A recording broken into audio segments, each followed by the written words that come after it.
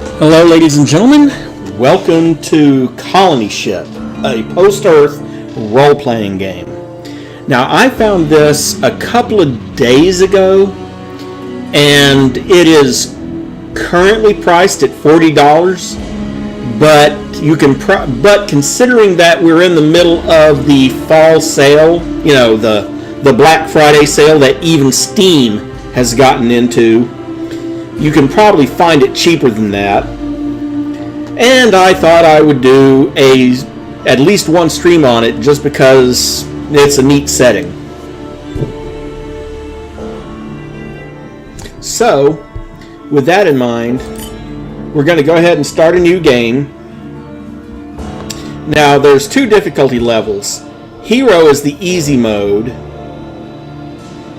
Well, it might be, wait until Christmas then, because they're going to have another sale in just a few weeks. Hero is the easy mode. And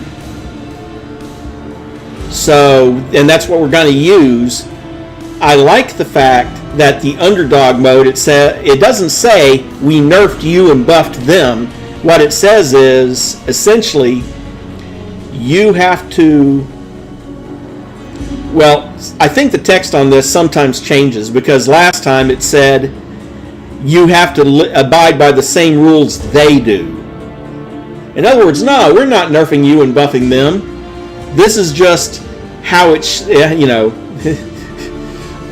any rate, but yeah, we're going to do that. I'm going to show you the I'm going to show you the character creation, but I'm probably going to just go with one of the three pre-made characters they've got. And here you are. You're looking at the main screen here. You've got your 6 attributes: strength, con, dexterity, perception, intelligence, and charisma. Looks a lot like in that sense, it looks a lot like a D&D sheet, except with perception instead of wisdom. And you've got a 4 in each, cannot go lower than that, and 16 points to spend. So, like, for example, if I increase my strength, I can wear a lot more armor. For instance, if my strength is a 10, my armor handling is 12, and some types of armor have bulk, I guess, is the best explanation of it. And as you can see, I'm allowed 1 feat at... the ones listed under heroic are character creation only, like gifted, which is +3 stat points and +4 skill points. And it's one of my favorites. I don't know if gifted slows down your acquisition rate on skill points later. I don't think it does, but you've got heroic, you've got combat related, like quick fingers or charger. You've got party related stuff, like personal magnetism for charisma characters, defense, stuff that triggers on kill, a couple of general ones, a couple of melee specific, a couple of melee and range specializations, and a couple of stealth ones.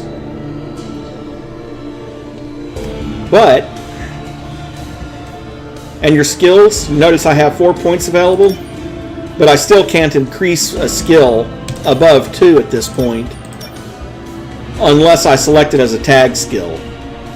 Tagging a skill makes the skill 2 levels higher, but you only get 1 tag skill at character creation. I don't know if you get more later. I would assume you do, but I'm not sure about that. Anyway, let's switch over to the pre-made characters, and I'm going to go with the Pistolero. Strength is only 4, but con, dex, and intelligence is 8, charisma is 6, and perception is 9. And with his extra skill points, he's got pistol, critical streak. Actually, I wonder how he has 3 tag skills. I wonder if that's intelligence-based. Let me find out. It is. If you have an intelligence of 10, actually, if you have an intelligence of... Yeah. Intelligence of 10 lets you have 4 tag skills. 8 or 9 lets you have 3. 7 or 6 lets you have 2, and 4 or 5 lets you have 1. Okay, I gotcha. So his intelligence is an 8, which gives him 3 tag skills. In this case, pistol, critical strike, and streetwise. And you do get feats as you go up in level. It's just that you can't pick one of the ones that are character creation only, one of the heroic ones. And I'm going to change a few things on the character. You can zoom in a little bit if you want.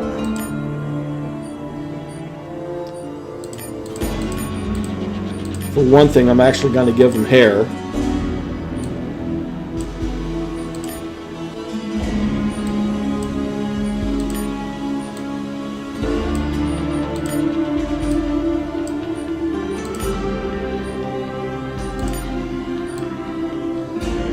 That'll work. And you have multiple beard settings too, including the handlebar mustache.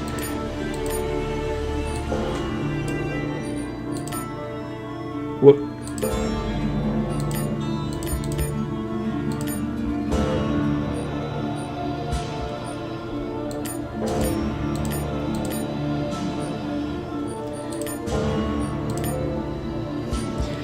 And if you're wearing gloves, they can be fingerless or, full gloves.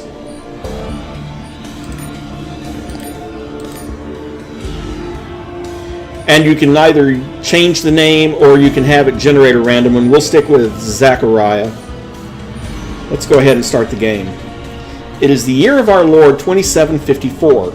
You will never feel the sun's warmth under a blue sky, never hear the wind in the branches of a tree, and never swim in the ocean because you had the misfortune to be born on the ship. You have never seen Earth, and you'll never see Proxima Centauri either, your past and future both sacrificed by some dim and nameless ancestor to the greater good of the mission. Starfarer, they called her, a pretty name for a retrofitted interplanetary freighter. She had already been 20 years in service when she was rechristened and showing every minute of it. No one is certain the ship will actually reach its destination, and nobody much cares since no one alive now will live to see it. Fatalism is the prevailing philosophy of the shipborne. Make the best life you can and consign all your what-ifs and might-have-beens to the void. Now, I am going to have to read pretty much everything because nothing in this game is narrated. That's part of the reason why it's only $40, is because they didn't have to pay anyone to do voice acting. So we can either answer a few questions to define your character's beliefs and opinions and learn more about the ship, or skip it. Well, since we don't know anything about the ship, let's go ahead and answer the questions. The ship was launched by a neo-Christian conglomerate dedicated to establishing a religious colony on a distant world. The original 50,000 passengers, the so-called first generation, were true believers in the mission. They sacrificed whatever lives they had on Earth and demanded strict obedience to the laws of God and the ship from their children. Unfortunately, the generations that followed lacked their forebears' fervent will to sacrifice. Dissatisfaction led to open revolt against the authorities, called the Mutiny, and the mutiny metastasized into a civil war. While the mutineers dealt a decisive blow to the old order, they did not eradicate it completely. When the fires died and the smoke finally dissipated, 3 factions emerged from the wreckage of the old order: the Protectors of the Mission, the Brotherhood of Liberty, and the Church of the Elect, each of them promising their own version of the future. You've always thought that 1. Rebelling against the ship authority was a mistake. The environment itself is hostile enough to human life, and order is always preferable to chaos. 2. The mutineers did the right thing. Why should the shipborne blindly bow to the edicts of their centuries-dead ancestors? 3. Though they would deny it, all the mutineers were fulfilling God's will when they toppled the old order. All shipborne bend to God's will just as all events proceed according to His plan. 4. Who cares? You've got enough problems right now without fighting over history with a bunch of fanatics. And considering this guy is a gunslinger,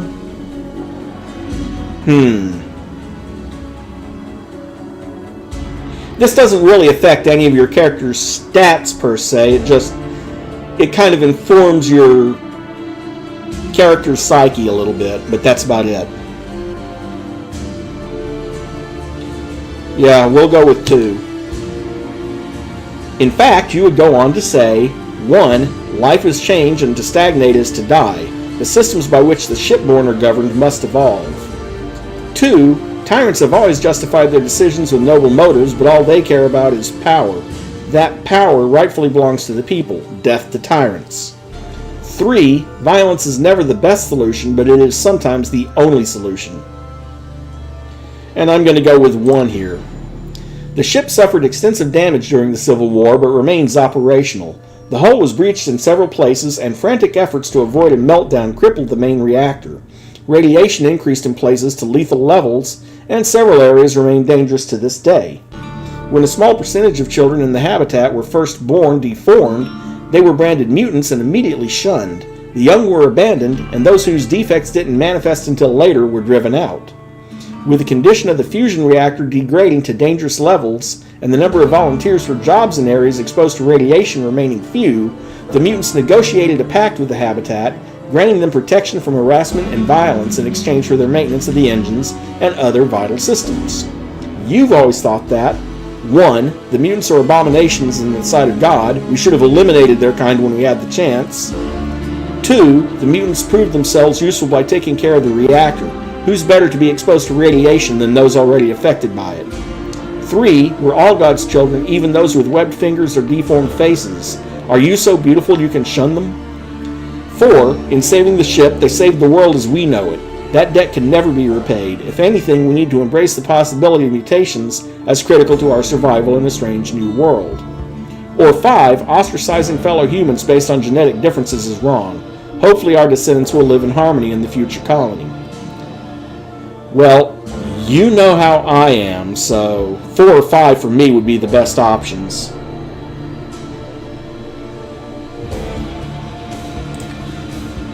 The place you call home is known as the Pit, and to some more affectionately as the Free City. Calling the towers of containers rising from the depths of a cargo hold a city is a bit of a stretch, and so is the other half of it. With no kind of law or government, freedom mostly means you're free to kill or be killed. On the plus side, housing is cheap, and keeping the overhead low is a priority when you have nothing. The real city, a metropolis sprawling across many decks, is called the Habitat.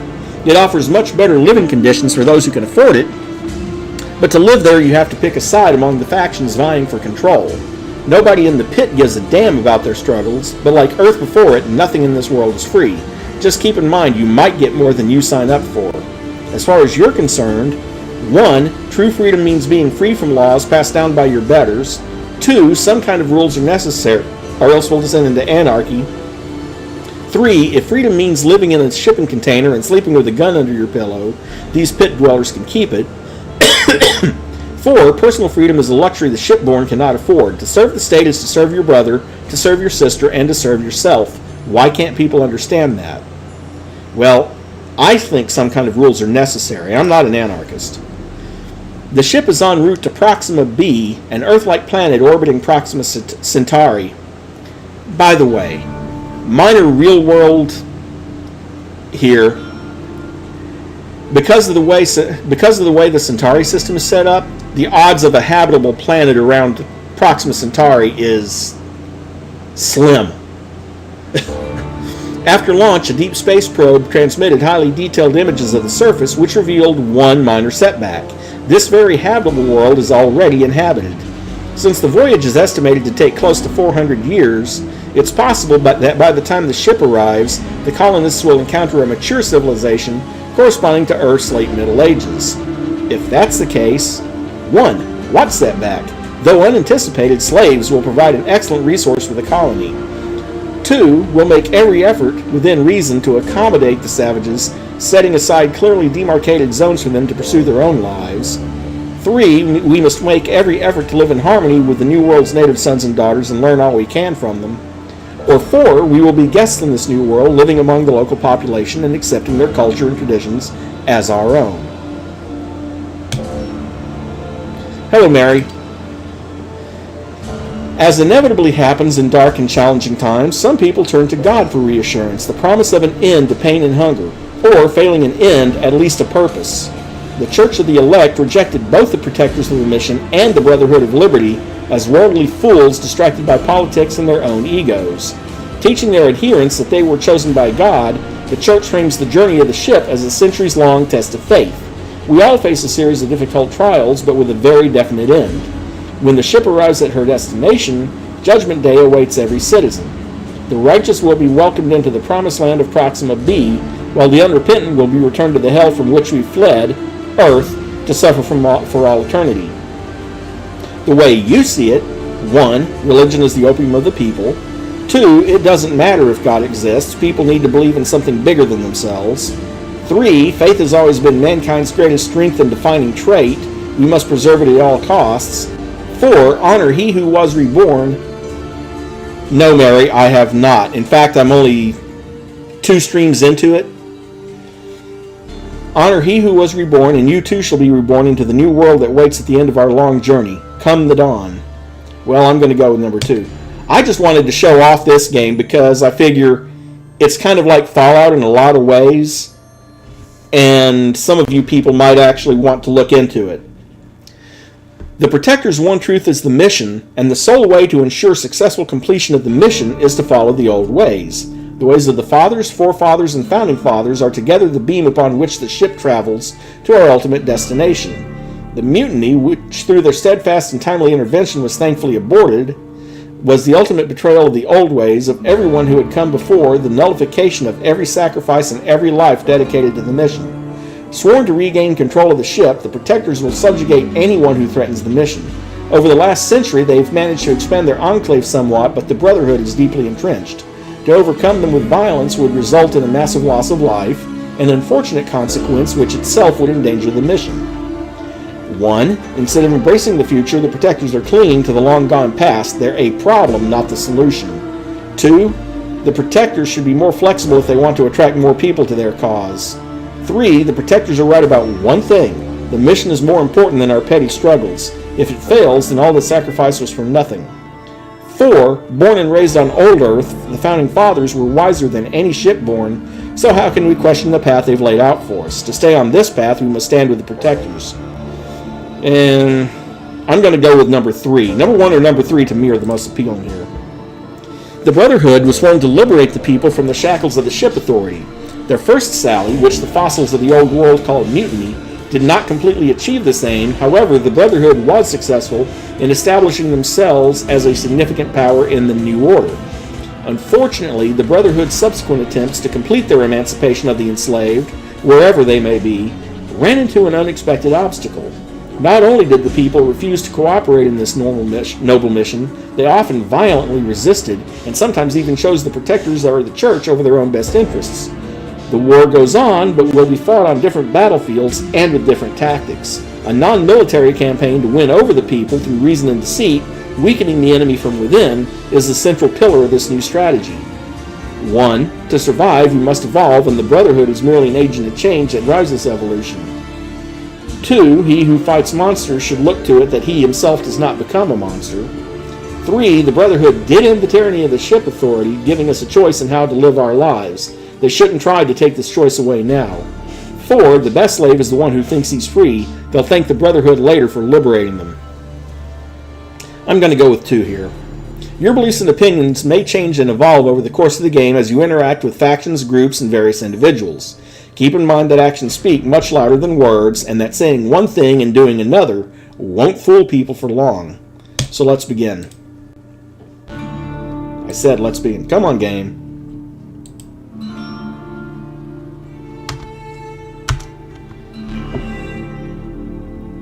Has it frozen on this screen already? No, it just takes a while. Okay. Ever since you were a kid, this has been your home. A sprawling heap of vacant cargo containers slowly getting filled up with those who couldn't afford to stay in the habitat or needed to get away from its bosses and factions. Out here, folks have lived free and died fast, with those who survive earning their keep by either diving into the wreckage of mission control and bringing back valuable relics of the past, or figuring out a way to make money off the fools who do the diving. From the day it sprang up like a patch of mold on this rich substrate, the pit has been overshadowed by Jonas Redford, the canny, cagey son of a gun who planted its first spike. The de facto mayor of a town with no government, Jonas holds court in the Promised Land, the pit's only brothel and the base of operations for his network of thugs and whores. But as the pit has grown, Jonas's seat at the top has gotten shakier. When the Brotherhood of Freedom threatened to annex the town, concerned citizens banded together and hired the Regulators, a mercenary gang led by Jeremiah Braxton, to keep the Brotherhood out. But now, as Braxton's gunmen swagger under the neon lights, some folks have started wondering whether it's time for the pit to get a little law and order, and whether Braxton might be the right man to wear a sheriff's star. You open your eyes to a gray whole-metal ceiling, one panel of which flickers yellow, indicating day shift. You overslept, not that it matters. With a grunt, you roll off your stained mattress and open the window to let some fresh air in. Like everything else around here, fresh is relative. The ship does its best to recycle air and water, but cargo holds aren't high on her priority list. You breathe in metal and burning oil and look up. 4 of the bridge's 6 projectors are still operational, shining dully down on the container towers of Cargo Hold 3, better known as the Pit, the Free City. Calling the Pit a city is a bit of a stretch, but so is calling this reddish-brown liquid water. You've read that water is supposed to be clear and cities are supposed to be big, but no shipborne has ever seen either. Maybe in another 100 years, water will look and taste like oil, and people will be talking about the good old days when it was the color of rust and tasted refreshingly bitter and tangy. That's the kind of optimism that keeps you going. The elevator crawls up a groove in the cargo hold's wall like a black steel bug that's worn a path traveling to the bridge and back. It's time to get up there and earn a few credits, but first, you need a drink. For the last few years, you've been doing odd jobs for Tanner, a local hustler with a nose for making money. He's never tried to screw you over, which is pretty close to being virtuous in this town. Still, there's the first time for everything. Whiskey Jack is added to the map. Meet Tanner in a nearby bar called Whiskey Jack. Don't forget your gun. You never might know when it might come in handy. You have your choice: a revolver, a carbine, a shotgun, a submachine gun. Well, he's a gunslinger. We'll go with the revolver. A backup weapon, perhaps, in case you run out of bullets. A long dagger or a claw hammer. We'll go with the dagger. A defensive gadget to keep you from harm. You should upgrade it the first chance you get. An energy shield to reduce incoming damage. A distortion field generator to make you harder to hit. We'll go with the energy shield. And there we go. We are now in the main game. This is your inventory screen. Double-click on an item to equip it. Right-click on a weapon to reload or unload. You can open your gadgets to upgrade them by clicking on the gear symbol. Some armor comes with penalties to evasion and initiative. The penalties add up and can slow you down, but armor handling will reduce the penalties of each piece of armor by the listed amount. And currently we have 24 rounds in 9mm. If I had gone with the carbine rifle, it had been the 45. If I had gone with the shotgun, obviously it would be the shells. I've got 50 hit points, 16 action points per turn, initiative of 35, evasion 16, sneak of 15, and noise of 14. Here's the damage resistance of my armor. Armor here, it's not like rifts where it's ablative armor. Here, this is straight damage reduction. Based on type, you've got natural toughness, subdermal armor, and helmet all adds together. Torso 221, legs 110. So my armor protective vest currently absorbs 2 points of projectile damage and 2 points of melee damage on the chest. And I've got 1 regen dose.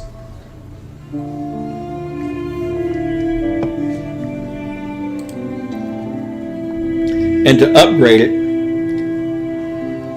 I need an emitter. Emitter upgrades the shield hit points and damage resistance. Pulse capacitor increases its recharge rate. And the better power cell you can get increases the duration of it.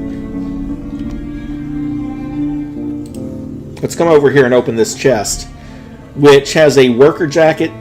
I'll probably sell that. It's not as good as what I've got.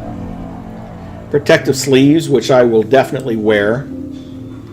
And a bowler helmet, which I probably won't wear, at least not until it becomes necessary. And we can go back in here and put the sleeves on. And you notice that your character's appearance does change when you put those on. but that's an extra 2 points of protection for projectile and melee on the arms. Nothing else in my hab, so let's go ahead and leave. You can talk to various people like Xavier over here. Another day, eh, Zachariah? Says Xavier, raising a cup of the black blend of chemicals that has passed for coffee for at least a generation. Looks like it. Any big plans? I got a job on a diving crew. They lost 2 men last week, so they hired me on the spot. Must be my lucky day. Which crew? Sullivan's down in Mission Control. It's like a maze down there. Sealed doors, corridors, entire decks. They cut the power to kill the auto defenses, which didn't make things easier. Now there's a demand for divers who can open doors the old-fashioned way. Sounds useful. Can you show me the basics? Sure, if you pay me for my time. Let's say 200 credits. Trust me, you'll make your money back in no time. Fine, let's do it. And he will train other people. You can come back here later once you have party members, and he'll train them too, but it's going to be the same cost. I can show you the basics. The rest is up to you. See this lock over here? Xavier shares some insights into the ancient art of lockpicking. Now you notice the lockpick, I currently have lockpicking at level 3. I have it at level 2, and when it hits this, when this progress bar hits this end, it'll go up to 3. And you notice it filled up that much of the bar. Each one of your skills has their own experience level.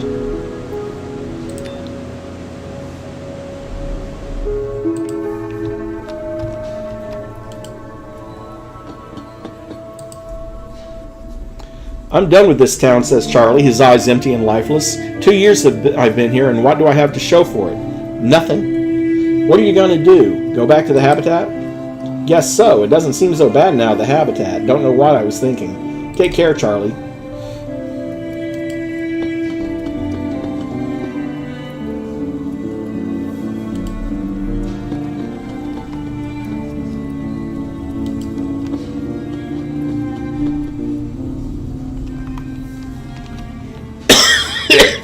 Oh, let's talk to Bulldozer here.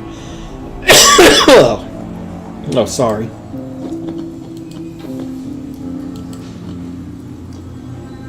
Oh, I can't get down there just yet. Okay.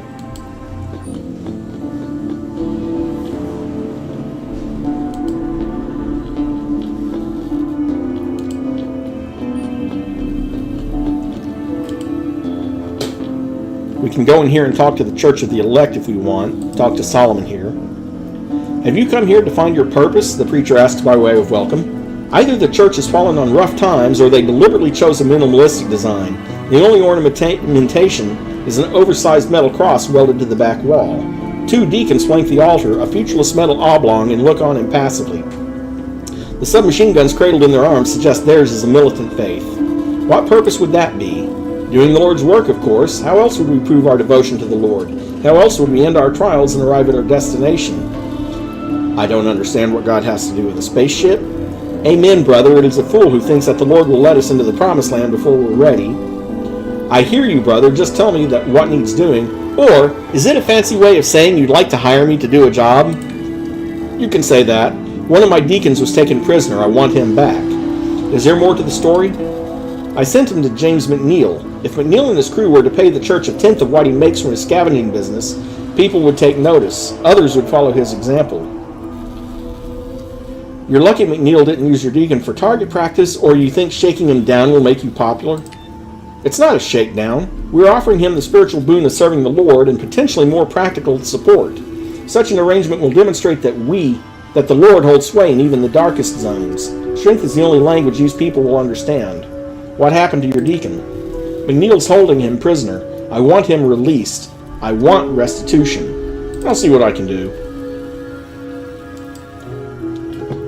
Oh, there we go. Zachariah gained 200 learning points in lockpick. Zachariah's lockpick skill increased to 3. So I didn't notice that. The church is added to your map. The drain is added to your map. Here's the med bay, and we can talk to her. It's to Sarah. The woman stares blankly as if lost in thought while her metal-capped fingers move across the keyboard that isn't there.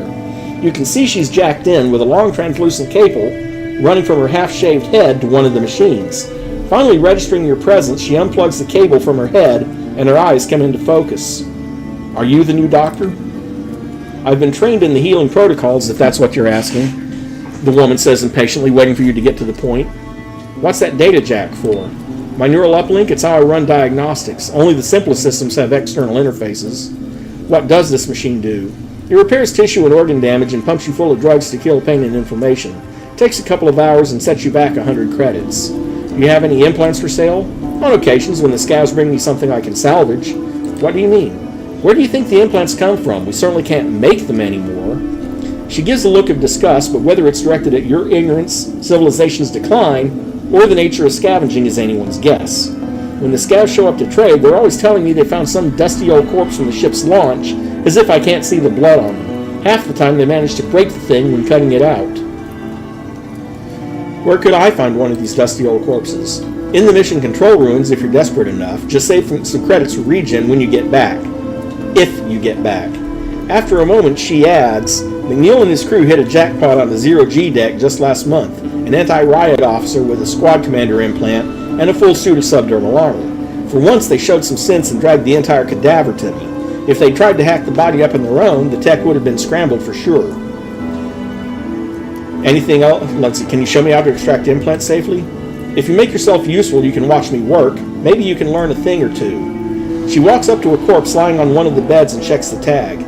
Motor cortex chip. The dumb bastard overclocked it, fried the chip in half his brain. She points to a patch of blackened skin and burnt hair. Still, there might be something worth keeping. I don't have all day, so get to work, will you? She passes you the saw.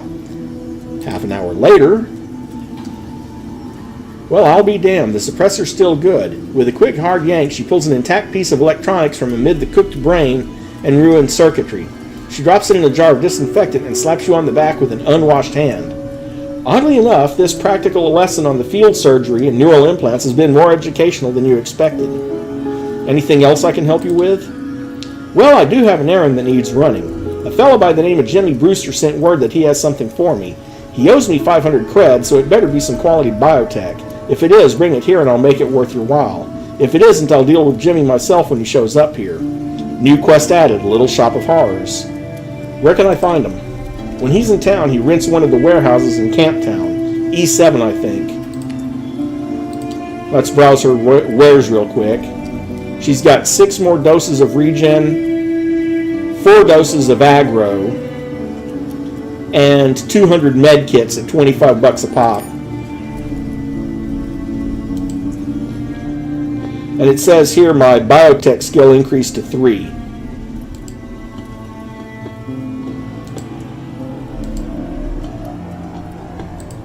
Then you've got Moore's appraisals. Jericho Moore at your service. How may I help you? Depends on what you do. With the practice motion, the appraiser conjures 2 electronic modules. The casings are old and covered with rust and corrosion. The markings that could identify them faded away a long time ago. One of them is a C210 worth 700 credits in the pit, 1,200 in the habitat. The other one is an L5, common as dirt and just as cheap. You'd be lucky to get 5 credits for it. If you're confident in your ability to tell them apart, you don't need my help. Otherwise,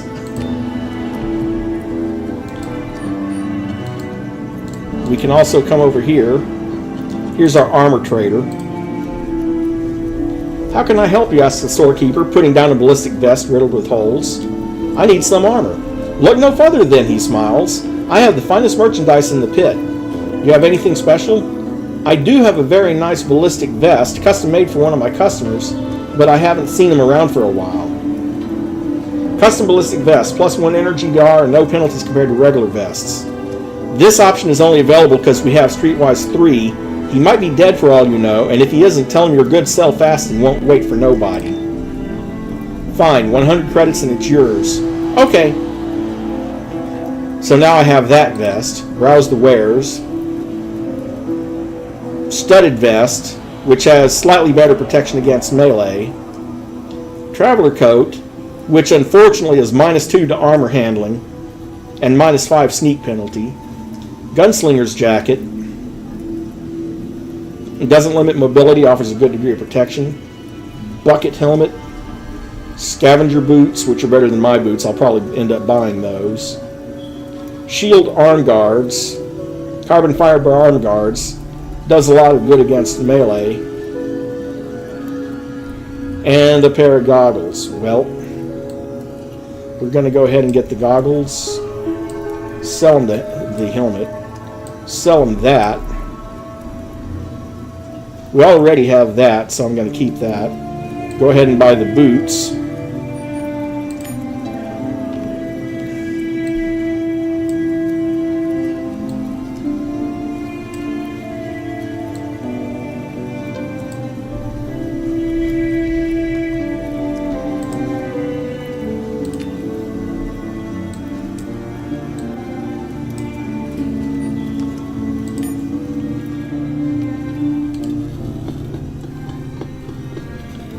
And I got 40 learning points in Streetwise for being able to answer that. Go over here to Whiskey Jack's. What can I get you? The bartender has spotted you looking over the assortment of unlabeled plastic gallon jugs, each with its own unappealing liquid in some shade of brown. We got gut warmer, rat poison, high voltage, fire, water, and absolution. Special on the rat poison right now. Every third round is free for as long as you're able to drink it. Rat poison it is then.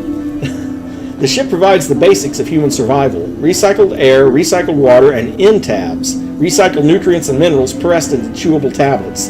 They taste like cardboard, but they're free. Those who desire the finer things in life, like synthetic meat with a side of algae, have to pay. Because the forefathers disapproved a drink, the ship was never configured to provide alcohol, but the law of supply and demand supersedes the dictates of religion, and everyone's favorite vice is widely available. Each bar has its own secret recipe. The wise drinker prefers to leave it a secret. The bartender gives you a nod as he sets a beaten alloy mug on the bar and fills it with a black, oily liquid. You take a careful first sip, fighting your body's instinctive rejection of poison, and wait for the familiar warmth to spread through you. After a few moments, the world is a slightly better place. Any work around here? Well, since you asked, there's this fella owes money to just about everyone in the area. The name is Jedediah Walker, but he just goes by Jed. Balance owed is 1,200 credits, including interest. If you manage to collect, you'll get 250. How does that sound to you? Jed Walker, the name sounds familiar. Well, I can tell you he runs his mouth faster than he runs up a tab, and that's saying something. Jed claims to have traveled the ship from stem to stern and made deals with every type of merchant, fanatic, and scav known to the void. How such a worldwide entrepreneur ended up living in a rusted-out container furnished with discarded packing material is a mystery to me. But I just serve liquor, never claimed to be one of the big brains around here. Well, where can I find him? Ask around in Camp Town. Start with the local bars. And here's Tanner, my friend who I was supposed to talk to, so let's get that out of the way. I've got a job for you, Zachariah. Interested? What kind of job? An easy one. Tanner pulls a plastic rectangle from a compartment inside his sleeve and slides it towards you. The card is old and worn. The color is long faded, but the raised print on the front is still as clear as the day it was stamped. A2. That's Armory, Level 2, the holy grail of every scavenger on the ship. During the mutiny, the rebels looted every depot on the first level, but the automated defenses on the second stopped them dead. Literally. Those same turrets have dissuaded every scavenger since. Is it real? Is it real? Repeats Tanner, miming a look of disbelief. Son, if you don't have the stones for it, just say so. Don't insult me. Every scav worth his salt has been searching for this card for decades, but you're the one who found it? I have my ways. You see, I wasn't looking for a long-lost access card since I'm not a fool. I was looking for Technical Officer Ulysses Colton. Let me guess, he had the card and you alone figured it out? Not quite. I alone figured out how to find a man who changed his identity and died in obscurity nearly 100 years ago. I have a feeling you're dying to tell me. Tanner pulls a battered energy pistol from his belt bag and passes it to you. This is his sidearm. He changed his name, but he couldn't change the serial number on his gun. Once I found the serial number, the rest was easy. His granddaughter sold the pistol 20 years ago. Are you sure the card still works? Only one way to find out. Go see for yourself. When you come back, we'll have a proper conversation. Okay, here's the big question. Why me? I can't do it alone, and I don't trust anyone else. Keep the pistol. Consider it an investment into our enterprise. It's not going to be an easy trip, so take your time to get ready, you hear? I'd feel safer if I had someone to watch my back. Take Evans. I saw him at Abe's earlier today. The dumb bastard almost shot me. Sounds like the right man for the job.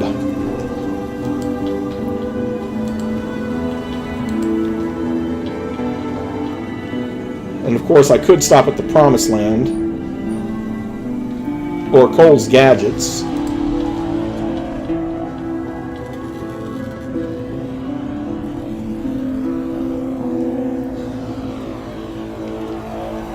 There he is. Name's Cole. What can I do for you, friend? What do you sell? What the sign says. Cole's Gadgets. What kind of gadgets? Grenades are my most popular item. I've got the plain old flashbang, gas and smoke, anything you need. They aren't as fancy as the relics, but sure can get you out of a bind. What do you mean by relics? Old Earth toys, time warp gizmos, brainwave disruptors, pulsed alternators, all that science magic. Unfortunately, it's all in limited quantities. Even if you can find someone who knows how the stuff works, there aren't any facilities to produce it. Time warp? The laymen call it a stasis field. Pointed at someone, and the illusory experience we think of as time will slow to a crawl for them. Brainwave disruptors cause debilitating hallucinations. Pulse alternators fry electronics that aren't shielded. The ship is safe from this sort of sabotage, but be careful not to set one off near your own toys. What else have you got? Combat tech and implants. The good stuff, extracted with care and rehabilitated for my more moneyed customers. What sort of combat tech? Personal energy shield, useful if you've got issues with people getting into your space, as well as reality distortion fields and a cloaking field device. These are the little luxuries that separate the modern man from a primitive thug. And we can look at what he has. And of course he has a standard flashbang, gas grenade, standard grenade, pulse grenade, energy shield, which is pretty much the same as the one I have, distortion field, and a bionic eye implant, which, if I install that, that gives me perception +1, puts my perception all the way up at 10. And I might get that before I move on. Might being the operative word.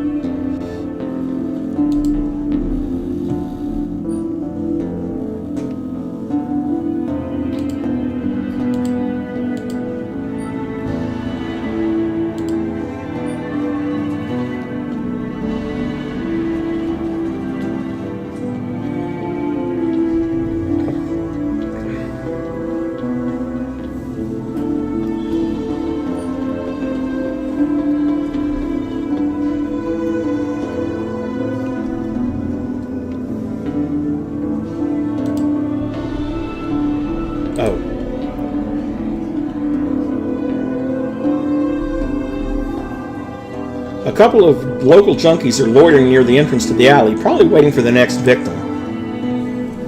Whoa, says one of the junkies, look at you, strolling like you own the place. He shakes his head. It's our territory, you gotta pay me first, and then you can be on your way. All businesslike, see? Do I look like an easy mark to you, dumbass? I was just playing, it's all good, man, says the junkie, taking a step back as a precaution. You gain experience, wait for them to leave. Zachariah's streetwise skill increased to 6, and he gained 108 experience points.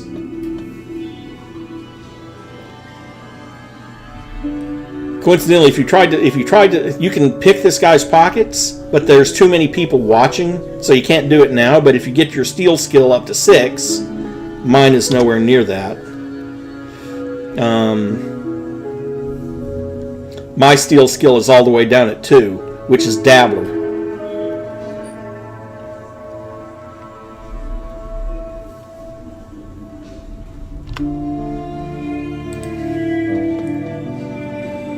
As you approach, the woman turns on her makeshift grill, a metal plate resting on 2 crates above a simple burner. What can I get you, she asks. One look at the unappetizing mass of recycled protein sitting on the grill is all it takes you to dissuade you from the special. She points at a vat with some kind of tear-inducing steam seeping out from around the edges. Today only $3.50 for a fried New Yorker. A New Yorker?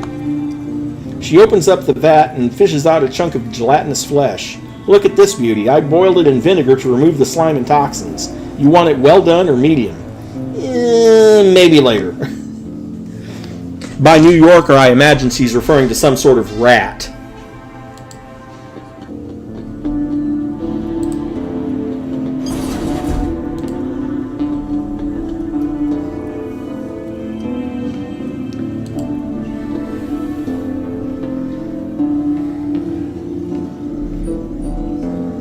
Let's see, how much money do I have left? 563? Yeah, okay. Oh, and we can also talk to the gunsmith over here, too. Not that we need to, but we can. Looking for anything in particular? Asks the storekeeper with an unconvincing smile. His face is unshaven and smudged with oil. I'd like to buy a gun. A wise decision. What kind of gun do you fancy? Show me your pistols.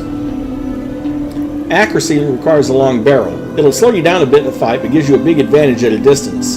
If you want to unload in a hurry, use a revolver. A timeless classic, but less accurate at range. If you're the sort of person who can't stand to lose an argument, I suggest our third option, extra barrels.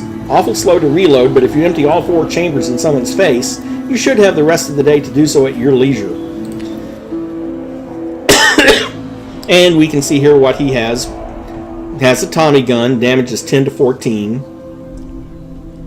with a effective range of 4. The Grinder submachine gun, fashioned from a discarded high-pressure air pump, this bargain price submachine gun will strike terror into the hearts of friends and foes alike. And again, damages 10 to 12. 9mm ammo. The Pipe Dream assault rifle. Looking at it, you'd never guess it was put together from random junk. 12 to 16 damage, effective range 6. Old Betsy, 45 caliber, recycled cylinder, carbon fiber stock, spit, and elbow grease. Oh, and you notice some of them have a special attack. Like this one fires bursts as reaction shots. This one has a burst attack only. You can't fire it in semi-automatic mode. Old Betsy has the bullseye attack. Street Sweeper, a 4-barrel shotgun.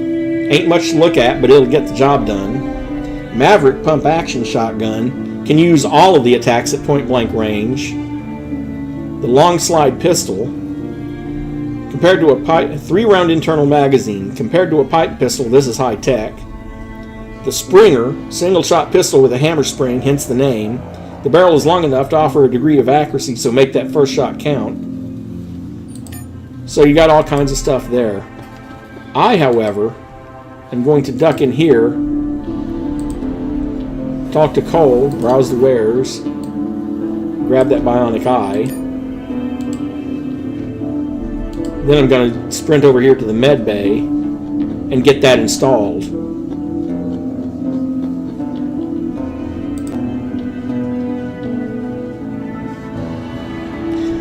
Welcome to Quick Fix 3000. Please be advised that you hereby waive any and all rights and claims arising out of or relating to your augmentation and release and discharge zero downtime and all of its affiliates, agents, attorneys, predecessors, successors, and assigns for physical or psychological injury that you may suffer as a direct or indirect result of your participation in the aforementioned activity. Thank you for choosing a zero downtime product where your well-being comes first, right after the profits of the company, no doubt. Accept the waiver. The following supported hardware has been detected: bionic eye, neural uplink, which increases intelligence, squad leader implant, synthetic heart, which gives you a regeneration rate, motor cortex, exospine, subdermal armor. Well, we have a bionic eye.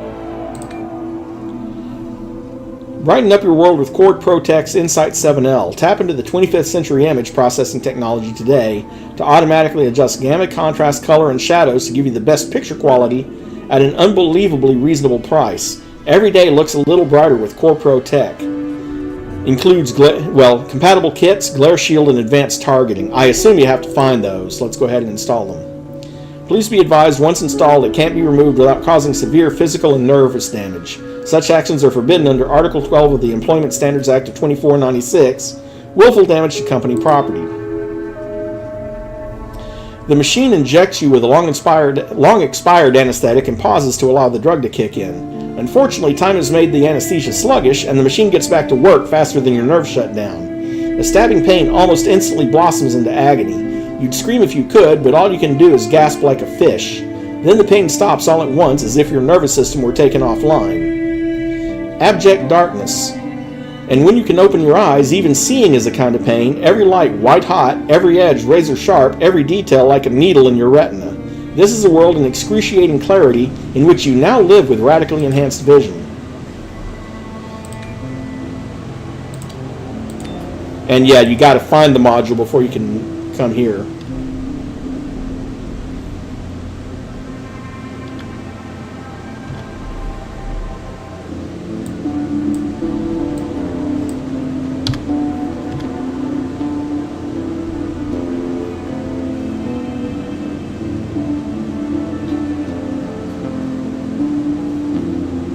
Oh, those damn scavenger boots is armor handling -3. Which lowers my initiative, evasion, and reaction. Well, poop. I might have to go back over to the armor trader here.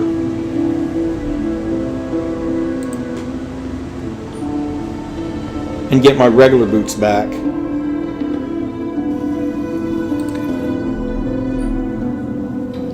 Oh, goody. I can't.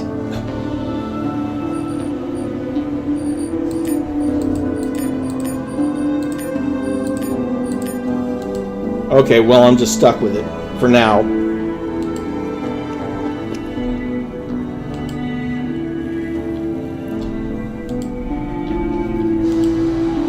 Not much to do except go on to Camptown.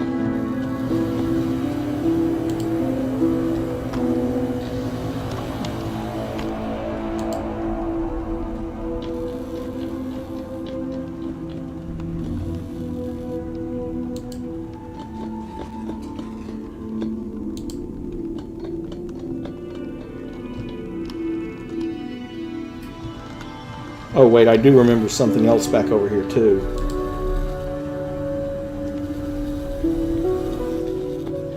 Because I never actually... It's only mostly a blind playthrough. I never actually played beyond this section of the map right here. Lockpick 2. Go ahead and open the lock and go in. A woman is half asleep in an old worn-out chair, a half-empty bottle of whiskey on a makeshift table in front of her. When you take another step, she opens one eye and glances at you. "The Lord giveth," sighs the woman, and reluctantly opens the other eye, forcing herself awake. "How'd you like to make 500 credits for 5 minutes of work?" "Why me?" "You passed 2 tests. First, you picked the lock on my door. To be fair, the lock is crap, but it still takes some skill. Second, you clearly have a certain moral flexibility, otherwise you wouldn't be here." "Well, what do you want me to steal?" "A key. How else are we going to get in?" "Why steal a key when you can pick the lock?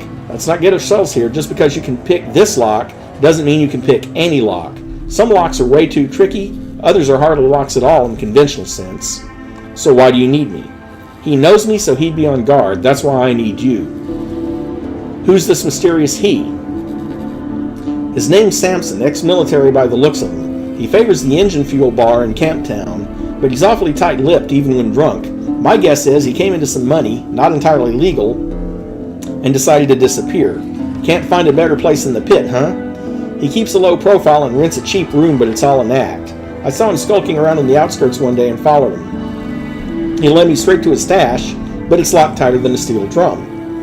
"So how do I steal his key?" "Easy. Let me show you. You gain some insights into the questionable art of picking pockets and petty theft. Wait right here. And I gained 200 learning points in steel. Steel skill is now 3. And I have yet another quest on my log,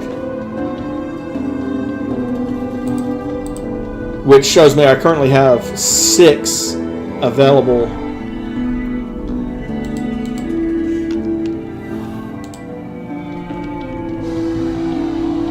Six available quests currently active.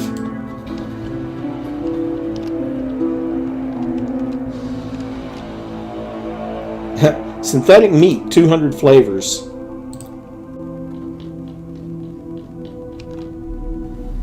"Show me a man a taste and I'll show you someone who's sick of ingesting N-tabs," says the meat man excitedly. "What am I selling, you ask? Real synthetic meat paste infused with old world flavors not since planet Earth. What would you say to a salty New Yorker? Or tomatoey marinara red? What about spring mix? Yeah, you look like a spring mix man for sure."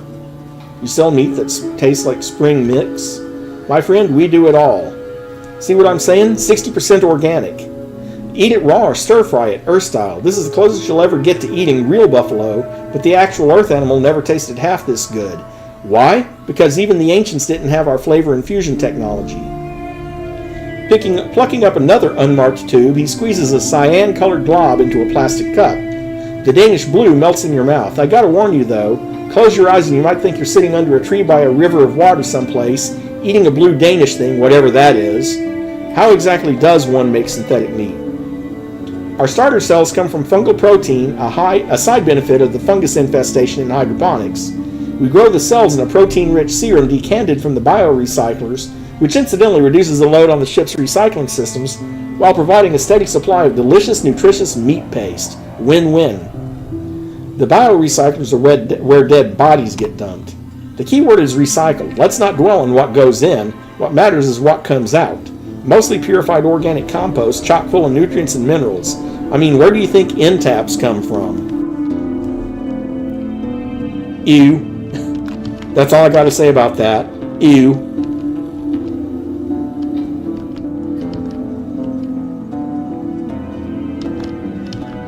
Pure water, triple filtered. Somehow I doubt that. Just out of curiosity, let's come over here to the Old Earth Emporium. Ah. Welcome to the Old Earth Emporium. Where do you want to go, my friend? You want to walk the streets of ancient Rome? Sail the seven seas before they went toxic? Save Earth from brain-eating alien invaders? Well, let's get to the part where you tell me what you're selling. Movies, just like in the olden times.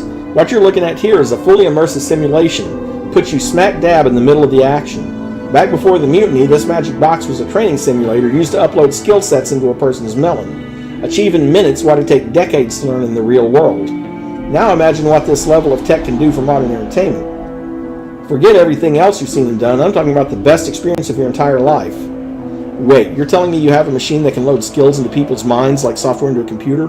Sure can if you have an authorization token. He's plainly frustrated by how insistently you're missing the point. Do you have such a thing? No, you don't. So why not take a load off and enjoy some of Earth's finest films instead? Hold on, tell me more about these tokens. Well, the ship authority kept a pretty tight fist around them as I understand it. They didn't want just anybody to take a ride and come out a super soldier or a nuclear engineer. I think the mutiny showed they were pretty much bang on the money there. So you need one of them thingies to access the fancy cognition protocols. The token routes the request to the central computer and pop, out comes another productive member of society. Where does one get these tokens? Other than filing out a form in triplicate with the ship authority? No place. I mean, maybe there are some lying around here and there, but how bored would you have to be to go looking? Don't answer that because I've already got the cure. How about a nice World War IV flick? It's about the crew of a damaged hunter-killer forced to land in a pacification zone. Classic of the genre, non-stop action. You're gonna love it. Okay, makes me wonder, how many world wars did they have? 5, probably 6 or 7 by now. No reason to stop when you got a good thing going, right? Which one was 4? The African War, the Nigerian Confederacy versus Empire of the Congo. The Nigerians were subjugating their neighbors and calling a confederation, while the Congolese were busy expanding their borders in all directions. Not surprisingly, China and Europe backed Nigeria, their biggest trading partner. The Pan-American Protectorate and the Caliphate sided with the Congo, probably despite the European Federation, and take them down a notch. The rest, as they say, is history. What was Earth like before we left? The Founding Fathers called it Sodom and Gomorrah. I wonder what they called this little slice of heaven. You think things were better before the mutiny? Compared to this? Hard to imagine worse. Of course, if you listen to the Brotherhood, the ship was nothing but a floating prison before the mutiny. If you listen to the Protectors, it was paradise lost, so the truth's got to be somewhere in between, not that it matters now. So what does the church say? The church? They blame the ship authority for the collapse, and the mutineers for plunging the ship into chaos, which puts them at odds with both.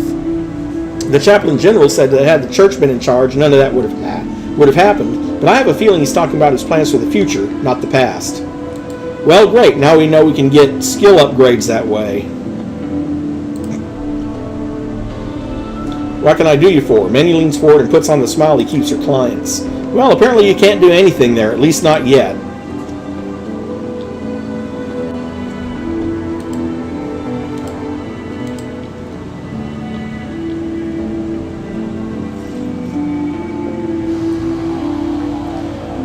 Hit and kill. Find the shotgun cartridges. I assume that's not all he sells. Welcome to Hit and Kill. We carry high-end merchandise for the discerning customer, like you. Do you have anything special? Well, I don't have the Master Trader perk. So, browse the wares. And again, standard gas grenade, smoke grenade, flashbang grenade, the pepper box, multi-barrel pistol, double-barrel shotgun, and ammo. Nothing I need at this point. You know how to handle firearms? Haven't lost any fingers yet. Excellent, you're hired. Hired for what? Why do you think someone hires a gun hand? Either because he expects trouble or is planning to stir some up. Pay us 100 credits on completion, nothing up front. Are we in business or aren't we? We are. Alright, the client is a fellow by the name of Trevor Chauncey, known around these parts as Chance. He's got a meet set up with the Granger boys to sell some kind of doohickey, and he's worried things might get dicey. If they do, you get to stand between him and a hail of bullets. Oh, goody. Why is he worried? Probably trying to get Swift and sell him some junk gussied up like valuable tech. If I'm right and they see through his crap, he'll have a problem on his hands. And since he's the client, his problems are your problems. We good? You can find Chance in the bar, which doubles up as his office. Tell him Earl sent you. Oh, there's the engine fuel bar. And there's Boone's Moonshine.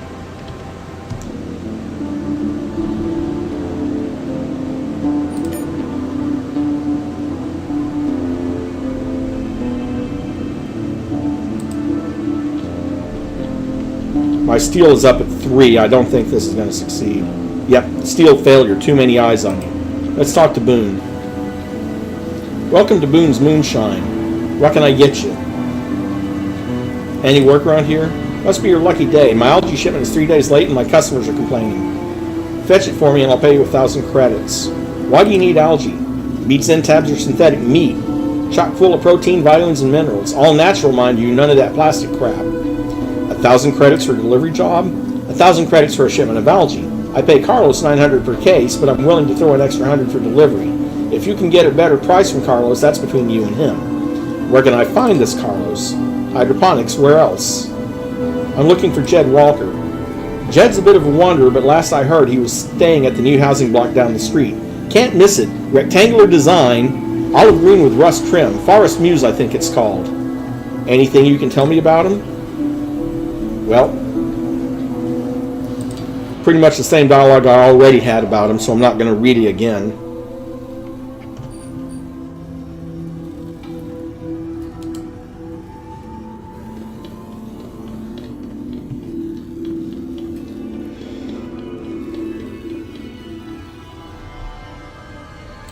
Court is in session, so I can't get in, but let's talk to the storekeeper. Are you fighting today? The storekeeper gestures at the arena. Last chance to even the odds. Browses wares.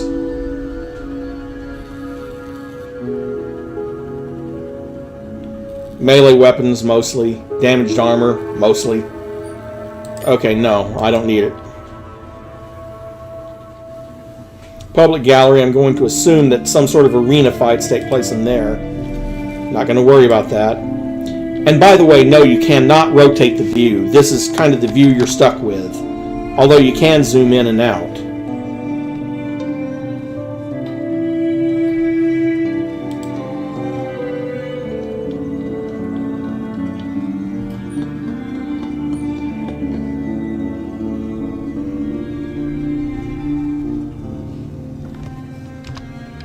Let's see.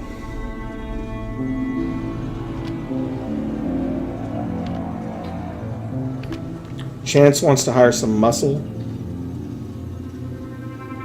There we go, that's Chance.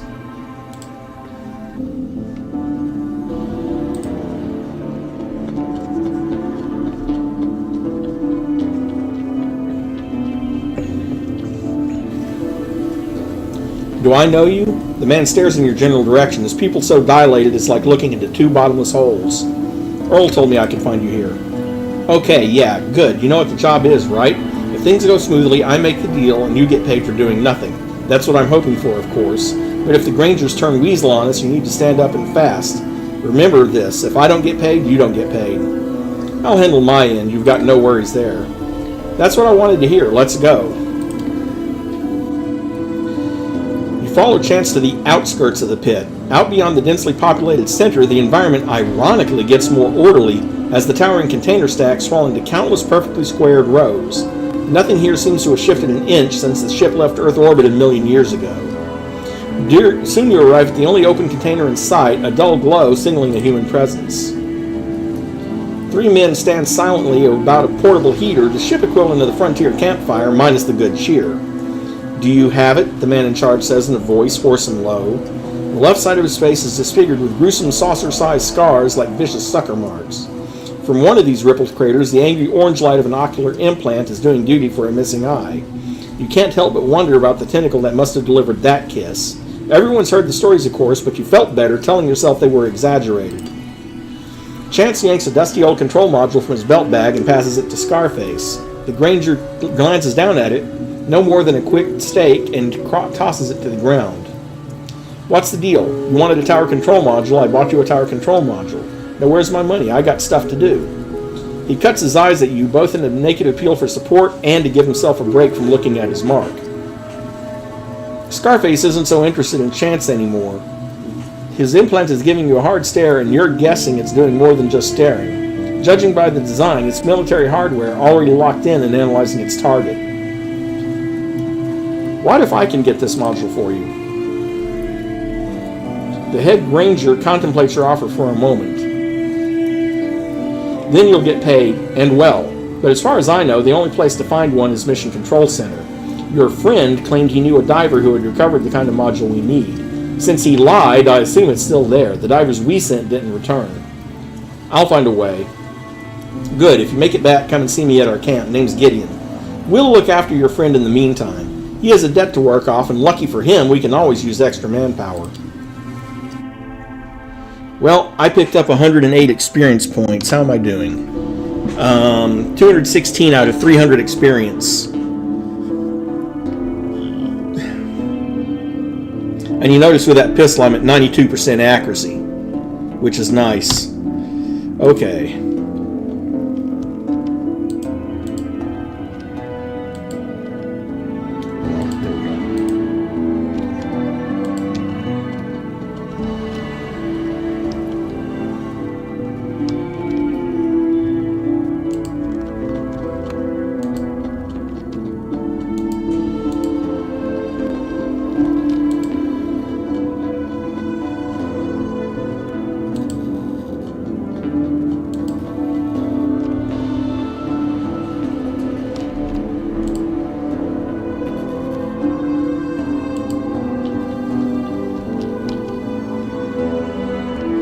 Two rough-looking men turn to focus their cold gaze in your direction. A badly beaten scav is moaning on the floor behind them. The thugs say nothing, waiting for you to decide what happens next. Make it your business. You take another step forward and the thugs go for their guns. Impersonate 2. You're about to assault an officer of the law. I'm required to warn you to avoid any misunderstandings later on. Law? Here? You gotta be kidding me. They don't attack, which means they're paying attention. Yep, we're finally making the pit more civilized. Hanged 6 men from the bridge yesterday. What did they do? Asks the thug, his voice suddenly squeaky. Captain says they were disturbing the peace. Say, isn't that what you boys were doing right now? Who, us? No, sir. Just a misunderstanding between friends, isn't that right? You gain experience. Get out of here. Wait for them to leave. Thank you, bastards. Friends of yours? Yeah, as of 2 weeks ago. Heard they come down from the factory after falling out with the Detroit boys. They tried to roust us for protection money. We sent a hired gun to negotiate our position, but they killed him. What's Detroit? The old train station and the factory. The terminals were all named for the biggest cities of the Pan American Protectorate. Well, I don't think they'll bother you again. Have you got time to do a little job for me? I can take you where the rest of these maggots are holed up. We can't pay credits, but we do have a disruptor in mint condition, too. It's yours if you help us, plus whatever you find at their campsite. I doubt they'd leave if I ask nicely. They won't. Might as well finish what I started. The sooner we go, the better. Let's go. You follow the scav to a scrap heap that looks to have been used as a general store at some point. It's not in business at the moment, or at least not the dry goods business. You hear loud voices and laughter from inside. Look for another way in. Well, I don't see any other ways in.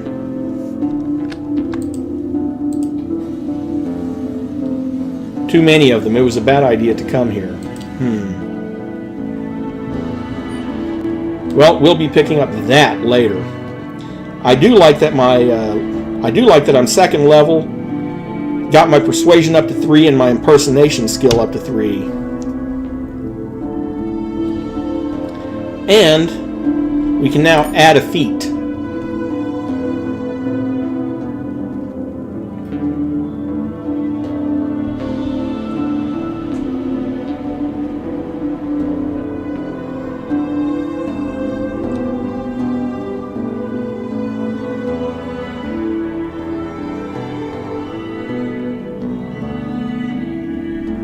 I do like Skill Monkey. Science and stealth skills increase by 35%. Works retroactively, so that would probably drive lockpicking and stealing up to level 4. But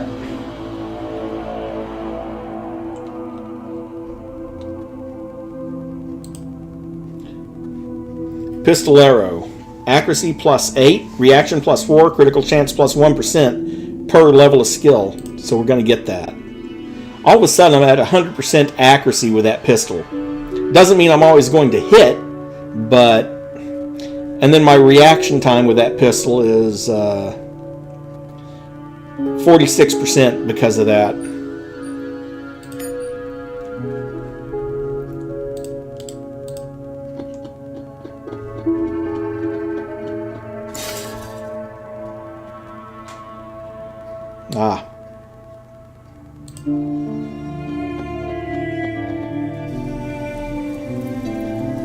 Don't miss out on these fine leather jackets. Any color you want, just try it out and see if it fits you. Well, he does have a lot of jackets.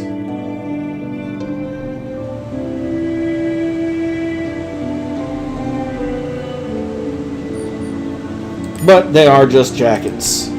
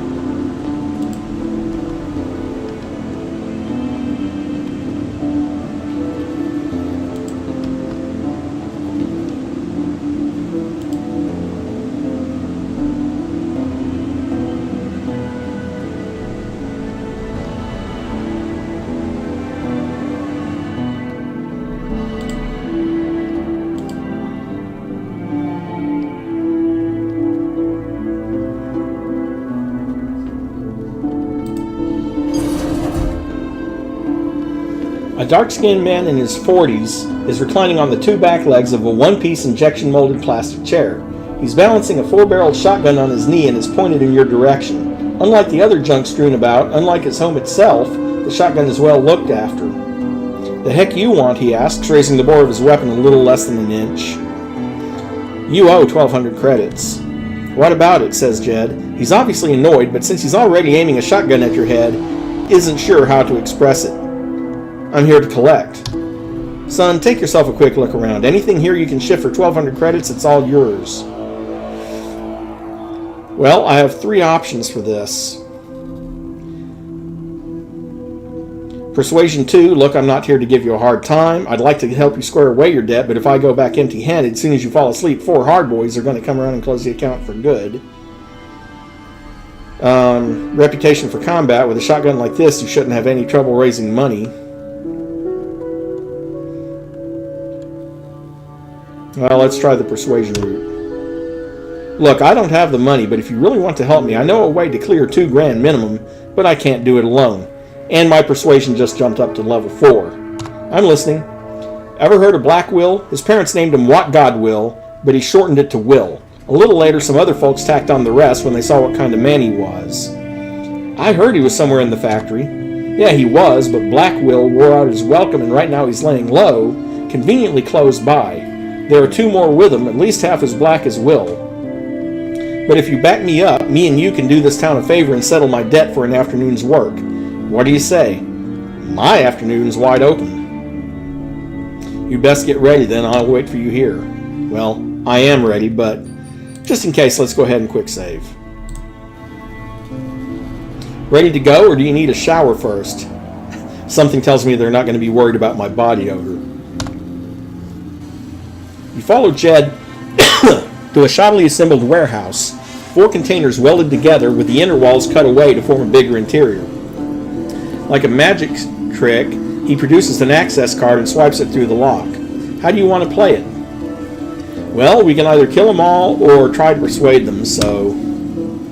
Shaking his head at this foolishness, Jed focuses his attention on the shotgun. Jed, you show up here, you best brought me what I asked for, says a heavy-set bearded man. Registering more than one person at the door, he scrambles to draw his gun. You backstabbing bastard. I wouldn't advise that, friend. Captain Braxton doesn't take attacks on the regulators kindly, especially when he's offering the hand of friendship. I don't need his friendship, spits Black Will. He does lower his gun, indicating the opposite. 2 options here, depending on which skill I want to increase. Persuasion. Oh, but you do, if you want to stay in this town. Of course, you can always go back to the factory, but I hear you're a wanted man there. Or Streetwise 3. Would you rather be his enemy? I have 2 squads standing by for such eventuality. Just say the word. I'll go with persuasion. This friendship, what's it going to cost me?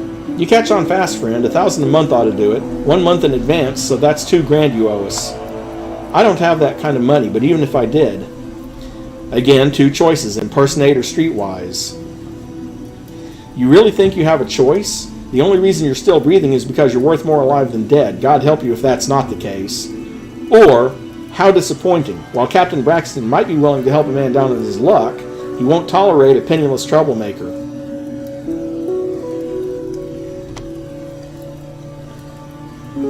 Bastards. A bit shy of 1,200. That's all I have, so take it or leave it. Fine, let's call it a new customer special. Have yourself a great day.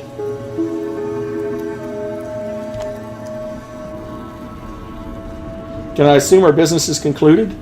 Consider your debt fully discharged. I like the way you handled yourself, says Jed, giving you an appraising look. I've got another debt needs settling, but I'll require some extra manpower. You get the feeling this debt is about something other than money. Another local job? No, it's in the shanties clustered up against the engines. They call it the heart, a good way to remind folks that the reactor is the ship's heart, and it's the mutants that keep it beating. My ex-partner runs a trading post there. He'll have a small army with him unless he's gone broke or soft. But as is usually the case, the profit is proportionate to the risk. If we make it that far, you can definitely count on me. In the meantime, I can use your help with some unfinished business. I think I can free up some time for you. And we now have a second member in our party. Let's take a look at his stats. Let's see. Stronger, a little bit less dexterous, a little bit less perception, a little bit less intelligence, and a little bit more charismatic, actually. But he is 3rd level, almost 4th level.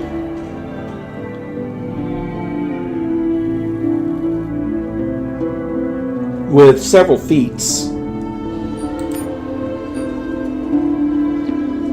Oh, and you notice on the right hand, you've got your reputation here. Harmless in combat because I haven't been in a fight. Reserved for diplomacy. Inept in stealth and homebody and exploration. Beliefs. I'm kind of on the center between atheism and theism. Values. Dead center. Control. Aiming towards liberty, but not much there. And Xeno, leaning heavily towards xenophilia. Give me a second. I have a cat that wants in.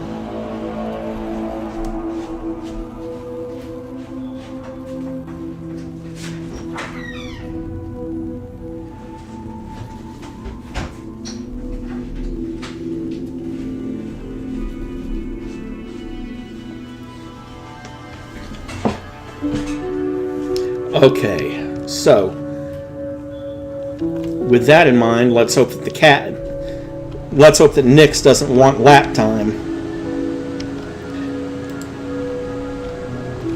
She wasn't particularly happy when I dumped her off my lap earlier today.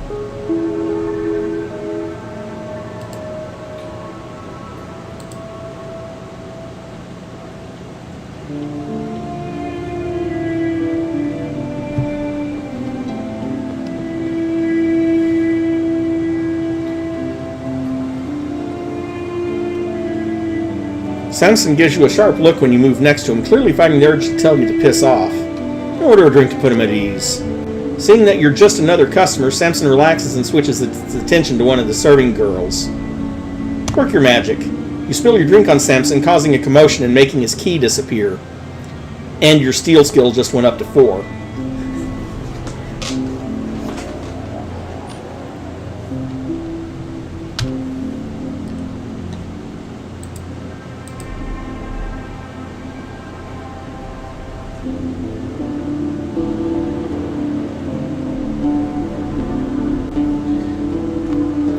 Well, let's see. Let's head all the way back to Whiskey Jack's and close out that quest.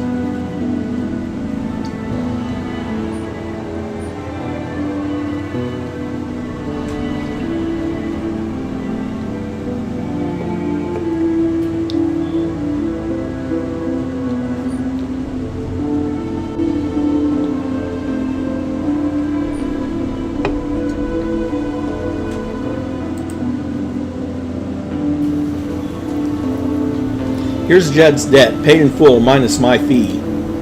Thanks, Zach. Here's something extra for your trouble. He gives you a couple of combat stems.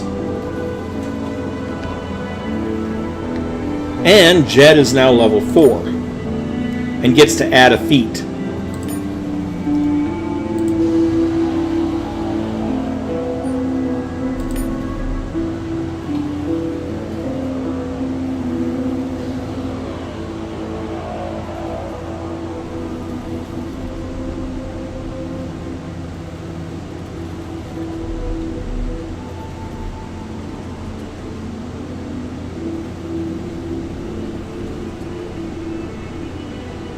Well, he uses a shotgun primarily, so I'm going to go ahead and give him Shotgunner.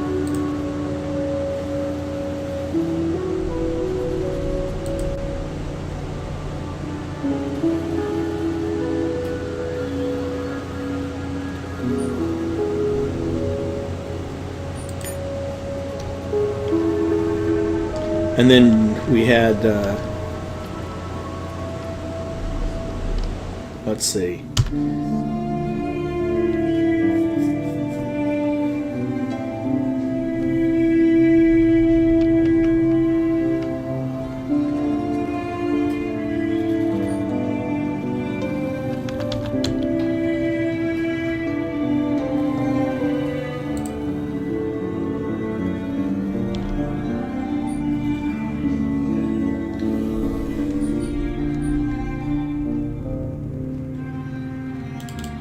We do need to talk to that guy to tell him what happened, and we can close out that quest.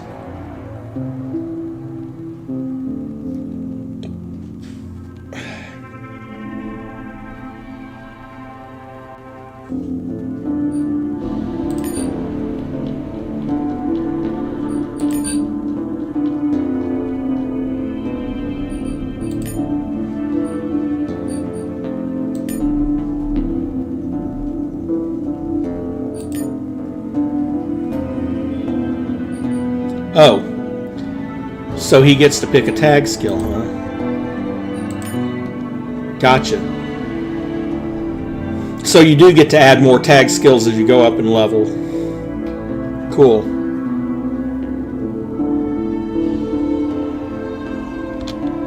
Well, I'm not going to pick a tag skill for him just yet, but I'm going to need a little more time. The Grangers took the client, but I can get him back. You have anything for me? Client came in while you were out. Name of Faith Ward. Ward Salvage was a prospecting outfit on the frontier.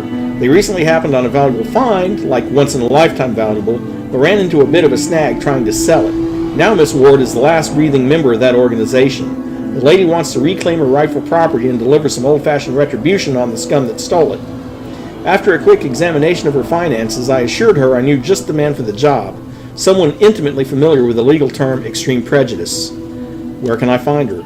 Take the stairs on your right. You won't miss her. Except I'm not taking the stairs on my right just yet. I'm going to come over here to where Gia is.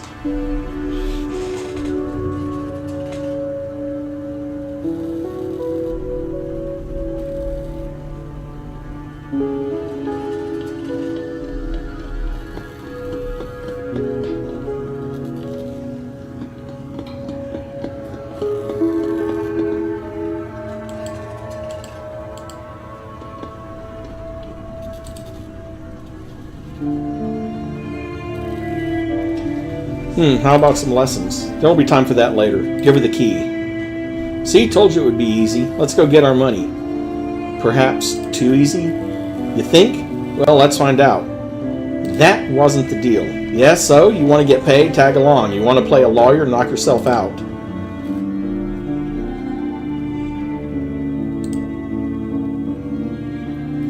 Perception success. You spot the telltale signs of a trap. Well, I only have electronics 1, so I'm not going to be disarming that trigger. And he's got a turret back there. A character's initiative determines a turn order in combat. You can click on any name on the turn order list to see the corresponding character friend or foe. You can activate a defensive gadget during the placement stage before a fight starts. The effect's duration will be reduced by 1 turn, but you won't start the fight defenseless, especially if your initiative is low.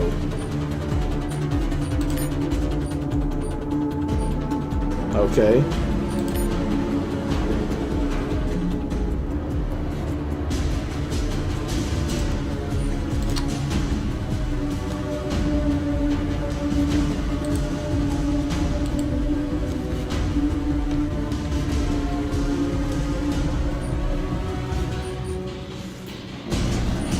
You can aim for a particular location. You can fan the gun, but it subtracts 40% off your accuracy and critical chance.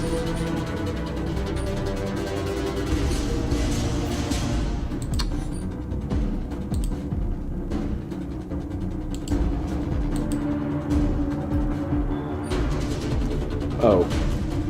Start the combat, please.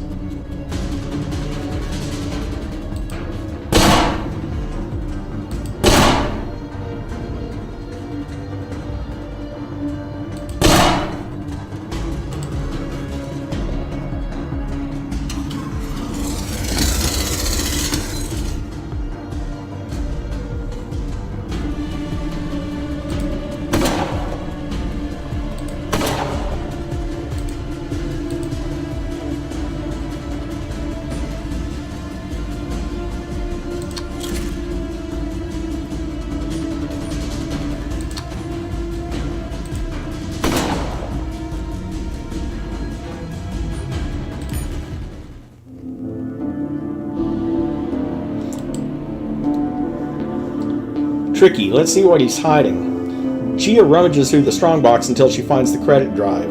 It doesn't make any sense. There's less than 500 credits here. Doesn't make any sense. There's less than 500 here. I thought, well, I could be like that, or I could just say better than nothing. Let's split the money and go. Better luck next time, eh? 240 credits. I'll live with that. Especially since there's actually that right there anyway. Bringing in a grinder submachine gun. Damaged heavy vest. And a ballistic helmet.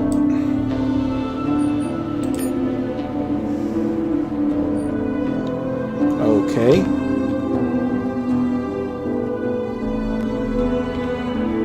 Abe's General Store, huh?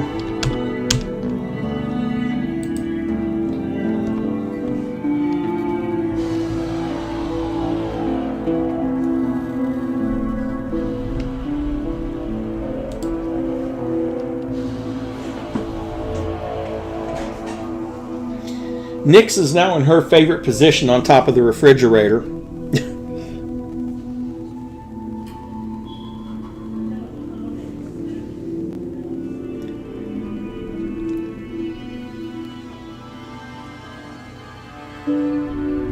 She's also learned that as long as I have the oven on, but not one of these stove burners, she's learned that she can sit on the stove and warm her butt.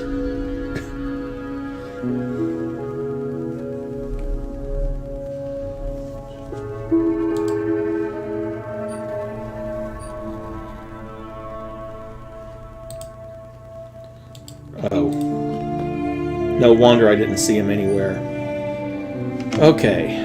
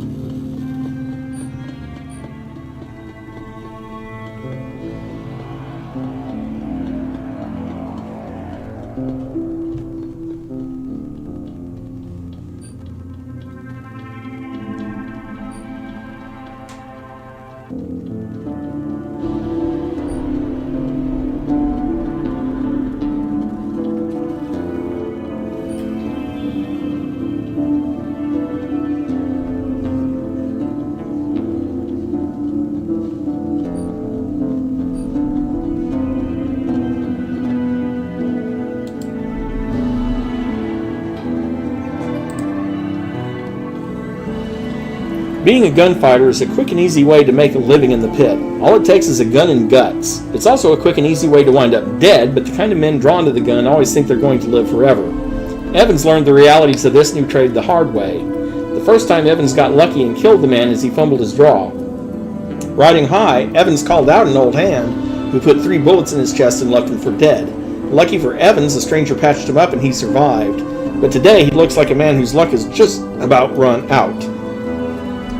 "Zach," nodded Evans, "what brings you to these parts?" he asked, his bolt-action rifle still pointed your way. "I have a job for you." "A job? Truth be told, I've got a job for you, too. All you've got to do is stick around and watch my back while I deal with these thugs. You do that for me, I'll do whatever you need, no questions asked. Deal?" "What thugs?" "Jonas sent some gun thugs to harass Abe.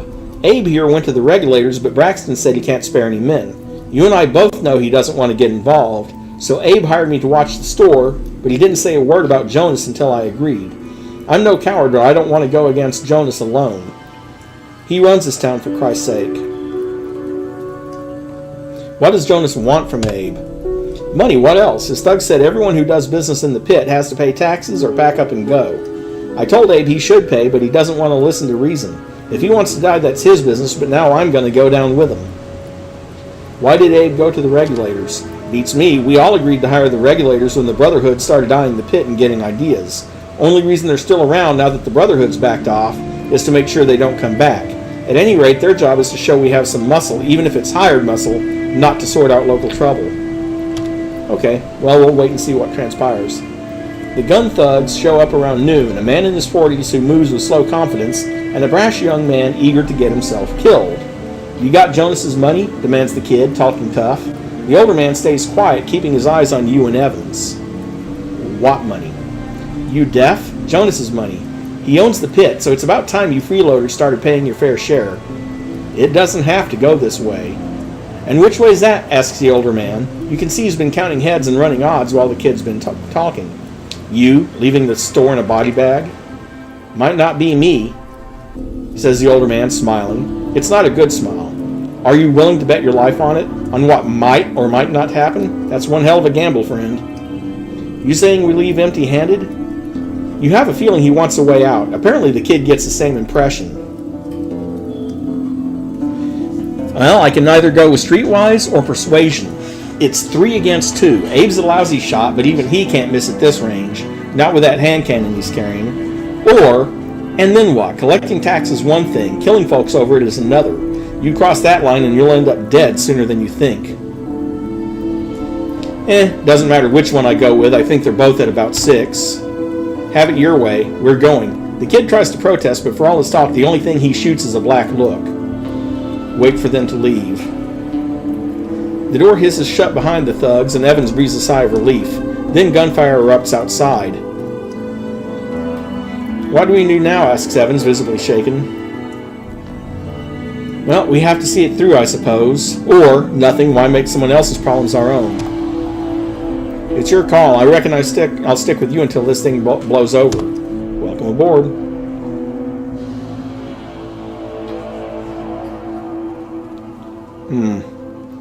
Looks like the regulators finally did show up. And Evans is a level 1 character, but he's got a Howler assault rifle. Does he have good armor handling skills? Yeah, he does.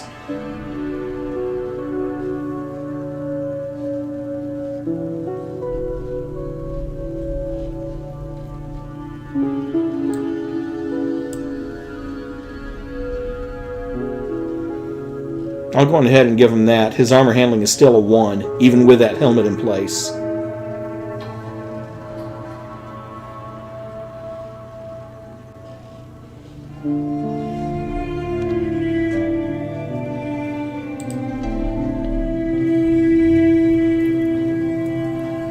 "I don't know how to thank you, Zach.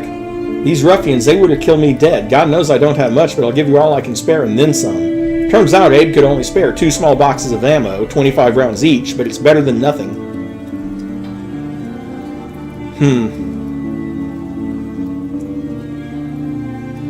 Well, I could try to hustle him for money, but I'm not going to. That's what the Streetwise 2 is for, I think. What are you going to do now? Pray for less excitement in my life. What else can I do? Didn't you move here from the habitat? You can always go back. Back? As bad as the pit is, sometimes the hab is 10 times worse. The protectors are all about their mission, and every poor bastard that lives in their enclave toes the line whether he likes it or not. They tax you up the wazoo and then expect you to contribute what little you've left to the war effort. They're still talking about war? The protectors have been gearing up for war ever since the mutiny. The Brotherhood's the same, of course. If you ask me, neither side wants to fight, but they've been beating their chests for the last 100 years, so they have no choice but to go through with it. What about the church? Waiting on the sidelines to finish off the winter. It's a smart play. Let's browse his wares.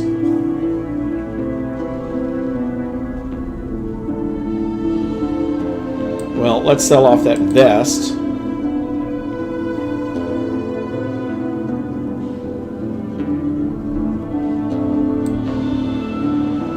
I might hang on to this knife, but I'm selling this grinder. Did I or did I not sell that vest, damn it?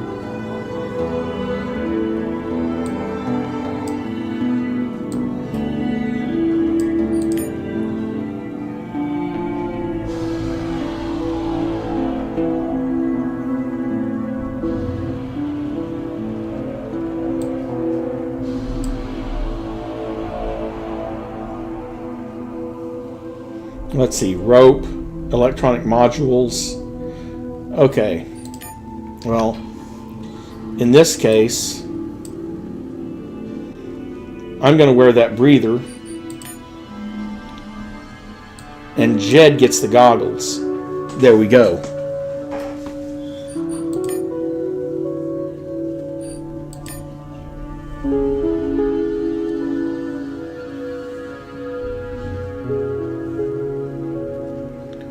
Four 30-20, 4 10 30 15. So the toothpick has 5% more penetration, but the camp knife has the 30% reaction bonus.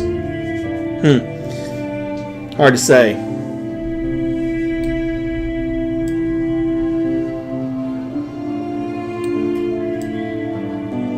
Okay, can't put that in a belt bag. Gotcha.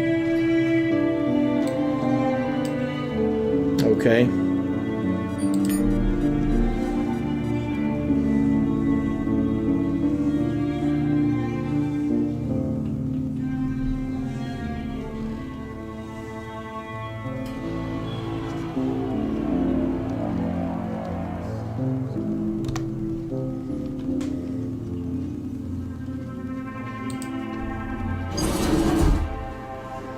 Rumor has it that Captain Braxton once served a higher power, that in the days before his crisis of faith, he was known as Faithful Gunner Jeremiah Braxton among the Church of the Elect. Plenty of talk about why he left, but as is often the case, no story is more compelling than the others. Backed up by a few like-minded men and picking up more recruits along the way, Braxton left the church and wound up in the pit, where good fighting men are always in high demand. Around the same time, the Brotherhood started nosing around, eager to establish a foothold here. Braxton and the regulators offered the good people of the pit their services. After much debate, they were hired to drive the Brotherhood's men out, which was accomplished with brutal efficiency. You see Braxton and two of his men standing next to the bodies of the gun thugs. "Thank God you're alive," said Braxton, holstering his gun. "When I saw them leaving the store, I assumed the worst." I thought you didn't want to get involved. It's not my fight, but someone has to step in and protect these people. I have nothing against Jonas, but this time he's gone too far. What can I do to help? Quite a lot, actually. If we move against Jonas, he'll claim the regulators are taking over and Manny would side with him. We don't want that, but you're one of them. If you challenge Jonas, people will side with you. Of course, we'll stand with you, but it'll be your fight. Why me? Who else? You didn't look the other way when Jonas's thugs threatened Dave. You saved him because it was the right thing to do. Now I'm asking you to help us save this town. Tempting. Very tempting. Unfortunately, saving towns costs money, and I'm broke. It's not about me, and it's not about Jonas. It's about this time. It's about this town. I think it's sinking into anarchy, and what we've just witnessed here is a taste of what's coming. Unless we put a stop to it right now. I did use Streetwise 3, but for some reason. 250 is a show of good faith. Do right by me. Do right by me, and I will certainly do right by you. Consider me in your employ, Captain. Talk to Jonas. Put him on notice in front of everyone. Let them all hear what you have to say. Why? Won't he know we're coming? We're not going to stab him in the back. A man deserves the right to defend himself. What are you going to do? I haven't decided yet. What's your take on it? What's that saying? Better the devil you know than the devil you don't? So there's that. But sometimes I wonder whether that devil's going to let it all go to hell. Jonas did build this town, but that's as far as he's going to take it. He did a good job keeping everyone on their best behavior at first, back when the pit was more of a camp, but the bigger the town got, the more lawless it became. And Braxton? Braxton, his men do a good job patrolling the decks around the town, but I'm not sure I'd want to see them patrolling the pit and telling folks what to do. If Braxton ends up on top, who knows how far he'd take that law and order thing. Although probably not as far as the Brotherhood would, so there's that.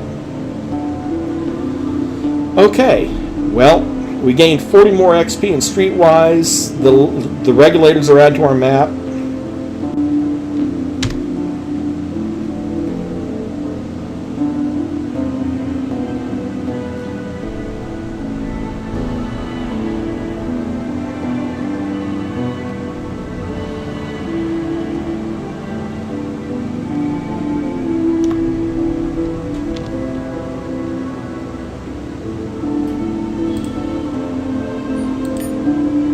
And you can fast travel, by the way. If I'd realized that earlier.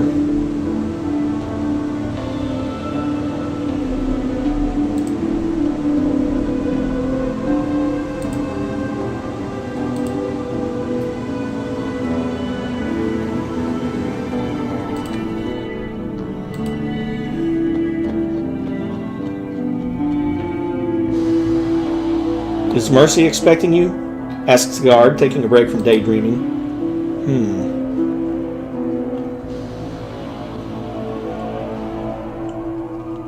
Shh.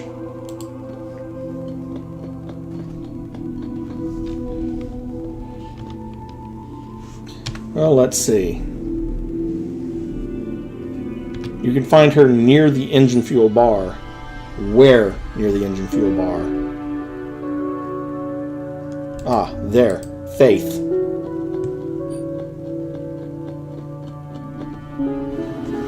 The woman steps forward from the shadows. Her face and clothes say she recently took some kind of beating, but her eyes tell you she's not anywhere near done. You must be Faith Ward. Earl sent me. They killed my family, says Faith. Her voice wavers for a moment. I want them to pay for what they've done.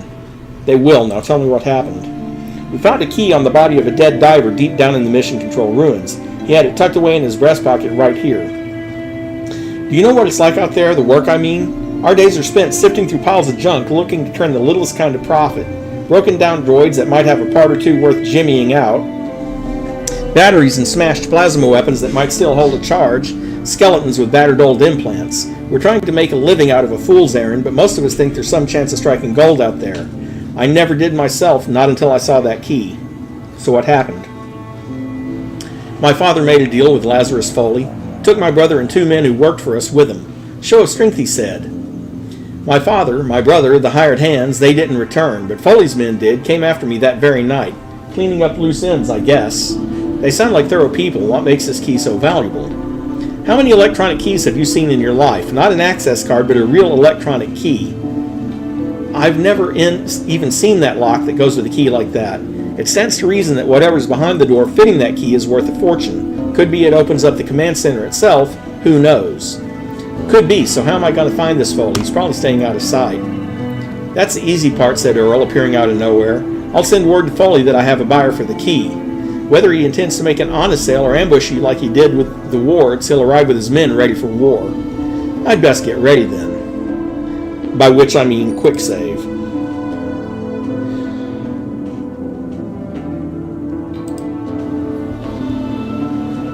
Did Foley take the bait? He'll be waiting for you in Warehouse E4. I can take you there when you're ready. I'm ready.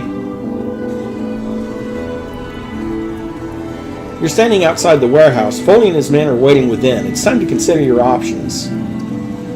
Distract Foley with your witty repartee while Faith sneaks inside and takes him out. Here's the renowned Lazarus Foley. He looks like a hard one, as advertised. His henchmen are just filler, though a stray bullet can kill you just as dead as one fired by a marksman. You ain't no scav, said Foley, and that means you ain't never seen the inside of Mission Control, so you ain't here to buy the key, are you, boy? Streetwise 2. I'm not going to skulk in the ruins looking for the magic door, if that's what you're asking. I'm going to sell the key in the habitat for twice as much.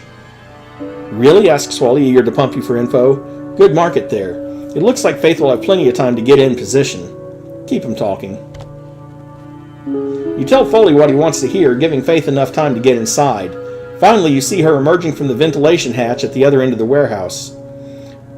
Who's your buyer? Foley asks, feigning indifference. Maybe I know him. Keep him talking. You accuse Foley of trying to cut you out while telling him enough to figure out who the buyer is, had he existed in the first place. When Faith appears behind him, pale as a ghost and just as quiet, Foley's too busy milking you for info to pay attention to anything around him. She strikes once, then twice, and Lazarus collapses, not quite dead yet, but well in the way. Taken by surprise, his men freeze for a split second. It's over. Nobody else needs to die. One of the thugs assumes the mantle of leadership and nods. Go, he says, pointing at the door with his gun. We'll take the key and be on our way then. You must be out of your mind, friend. Killing this asshole is one thing. Robbing us blind is another. Streetwise 3. Did you know that the wards were working for the Brotherhood? They did? Lazarus didn't tell us anything. My employer's I can choose between impersonate 3. My employer's dispute with Mr. Foley has been settled. We're talking about you now. You can return the stolen property, or, asks the thug, trying to hide his discomfort. Nobody chooses the second option. You don't really think you can go against the Brotherhood and live, do you?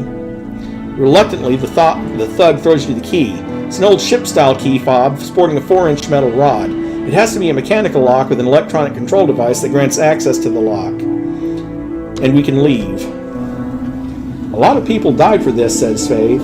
She speaks slowly as if unsure of what she's going to say next.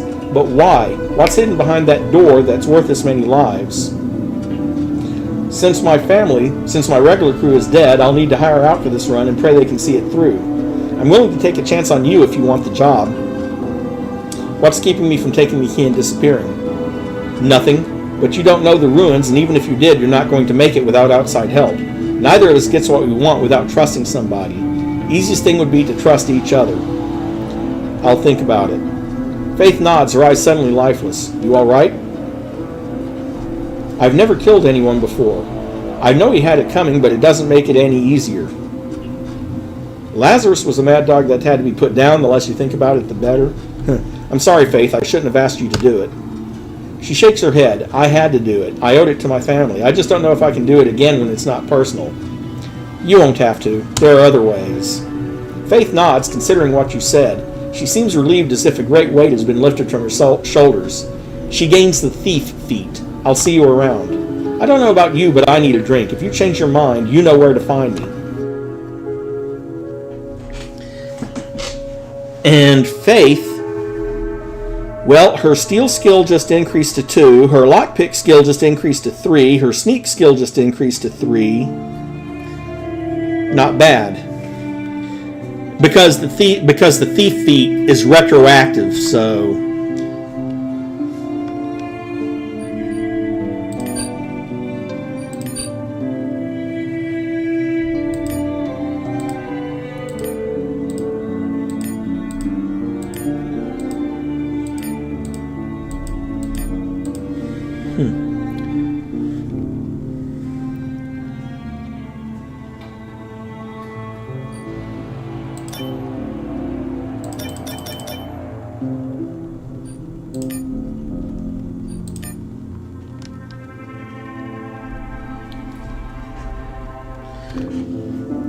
okay, this is going to be a short stream because of all the talking involved. I'm already starting to get hoarse. Besides, I really just wanted to show you guys this game anyway, so I'm going to end this stream here. If you guys want to see more, you can talk about it in my Discord channel. Or, you can always go out and get the game yourselves and play it yourselves. So, that's going to be it for today. I want to thank everyone for coming to this. It's sort of a special stream, kind of a one-off. But, yeah, I hope you enjoyed it. Thanks for coming, and have a great rest of your day.